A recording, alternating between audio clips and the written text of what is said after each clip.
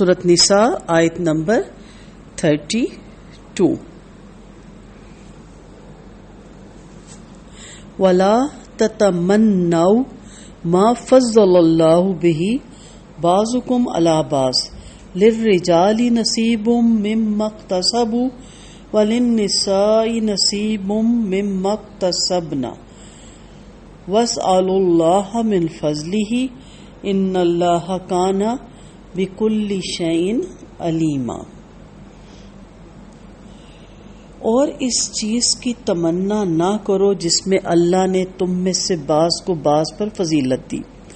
مردوں کے لیے اس میں سے ایک حصہ ہے اور انہوں نے جو محنت سے کمایا، اور عورتوں کے لیے اس میں سے ایک حصہ ہے جو انہوں نے محنت سے کمایا، اور اللہ سے اس کے فضل میں سے حصہ مانگو، بے شک اللہ ہمیشہ ہر چیز کو خوب جاننے والا ہے۔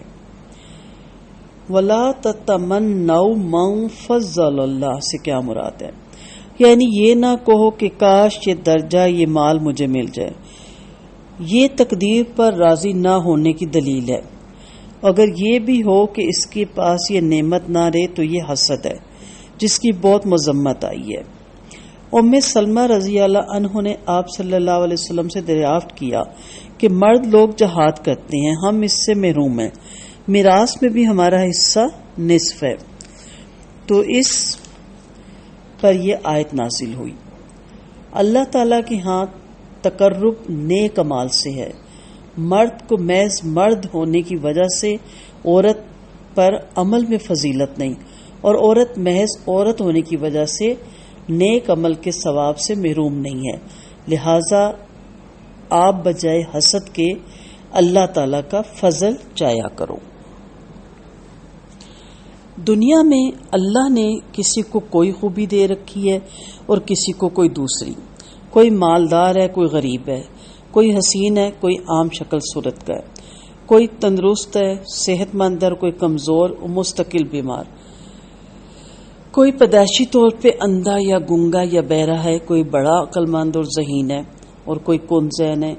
کسی میں قوت کار کی استعداد بہت زیادہ ہے، کسی میں کم ہے۔ کوئی چست اور پھرتیلا ہے تو کوئی پیدائشی طور پہ سست اور ڈھیلا ڈالا ہے۔ اسی اختلاف نے اس جہان کی رنگینیاں قائم کر رکھی ہیں اور اس دنیا میں ایک دوسرے کا کام چلتا اور چلاتا رہتا ہے۔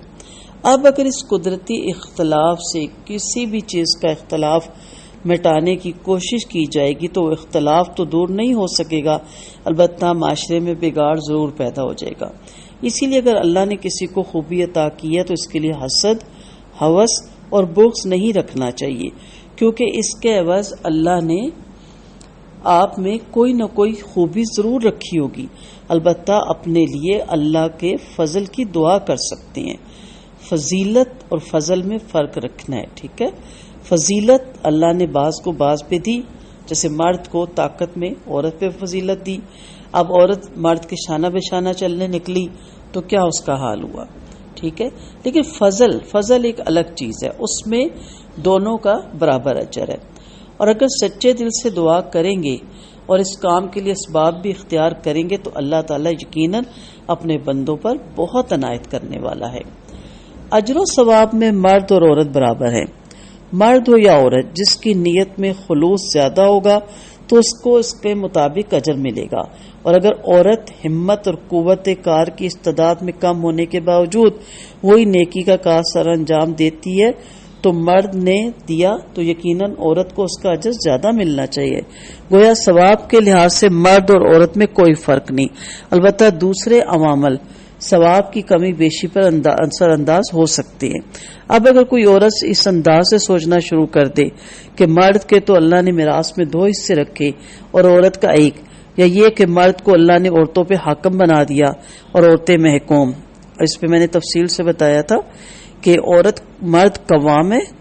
قوام کا مطلب حاکمیت نہیں ہے، قوام کا مطلب ہوتا ہے سربراہ، اور ساری ذمہ داری اس پہ آ جاتی ہے عورت کی۔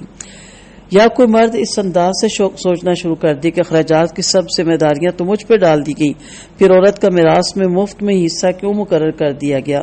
یا یہ کہ مرد اپنی بیوی اور بال بچوں کی خوراک پوشاک، رہائش، تعلیمی ذمہ داریوں کے مکمل اخراجات کا ذمہ دار بنا دیا گیا ہے، تو جیسے بھی بن پڑے کما کر لائے اور اہل خانہ کی خدمت پہ پیش کر دے۔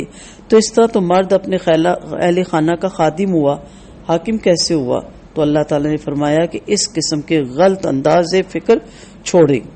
اللہ تعالیٰ نے جو احکام دیے ہیں اس حیثیت سے دیے ہیں کہ وہ ہر ایک کو خوب جانتا ہے، لہٰذا اگر آپ میں سے کسی کو کچھ کسر معلوم ہوتی ہے تو اللہ سے اس کا فضل مانگا کریں، وہ بڑا صاحب فضل ہے اور آپ کی سب کمزوریوں اور کوتاہیوں کو دور کر دینے پہ پوری قدرت رکھتا ہے۔ اب آیت کا مفہوم بالکل واضح ہے، ٹھیک ہے۔ اس کے شان نزول میں ہمیں پتہ چلتا ہے کہ حضرت ام سلمہ رضی اللہ عنہ نے ایک مرتبہ کہا کہ یا رسول اللہ، مرد جہاد کرتے ہیں اور ہم عورتیں اس ثواب سے محروم رہتی ہیں، اسی طرح میراث پہ بھی وہ نسبت مردوں کے آدھا ملتا ہے، تو اس پہ یہ آیت نازل ہوئی اور بڑا واضح طور پہ اللہ نے یہ بتایا کہ جو میرے مقررہ کردہ فضیلتیں ہیں اس میں آپ کا کوئی عمل دخل بھی نہیں، اس میں حسد کا سوال ہی پیدا نہیں ہوتا، اور جو میرا فضل ہے وہ سب کے لیے برابر ہے، بلکہ عورت اگر زیادہ محنت کرتی ہے اور زیادہ کاوشیں کرتی ہے تو مرد کو بھی پیچھے چھوڑ سکتی ہے فضل میں، وہاں کسی قسم کا بھی نعوذ باللہ ناانصافی نہیں ہوگی۔ علمی فضائل اور عملی اور اخلاقی کمالات کسی کے دیکھ کر ان کو حاصل کرنے کی جد و جہد کرنا پسندیدہ عمل ہے، اس میں آپ آگے بڑھیں، رشک کریں، یہ قابل رشک لوگ ہوتے ہیں۔ قرآن کی ایک آیت میں آتا ہے کہ چاہیے کہ مقابلہ کرنے والے اس میں مقابلہ کریں، غیر اختیاری فضائل کی تمنا سے منع کیا گیا۔ آپ خواتین ہیں، اللہ نے آپ کو خواتین بنایا، اس کے ہر کام میں مصلحت ہے، وہ آپ کو مرد بھی بنا سکنے پہ قادر تھا، اس لیے آپ کی جو ذمہ داریاں ہیں وہ آپ ہی ادا کر سکتی ہیں، وہ مرد نہیں ادا کر سکتا۔ اب آپ اس پہ کڑتی رہیں کہ مجھے عورت کیوں بنایا گیا، اچھا بنایا تو میں تو مرد کے شانہ بشانہ چل کے دکھاؤں گی، تو پھر آپ اس پہ میں نہیں بولوں گی، میرے الگ لیکچر ہے۔ آپ جان سکتی ہیں کہ وہ تو ہو نہیں سکا ہم سے، لیکن ہماری وہ عزت بھی گئی جو ایک عورت کی ہوتی ہے۔ تو اس لیے ان چیزوں پہ پڑھنے کے بجائے کس چیزوں میں آپ نے پڑھنا ہے؟ علمی فضائل اور عملی کاموں میں اور اخلاقی کمالات میں، اس میں آپ آگے بڑھیں اور اس میں اللہ تعالیٰ کے اجر کا اپنے آپ کو مستحق کروانے کی پوری کوشش کریں۔ بسم اللہ۔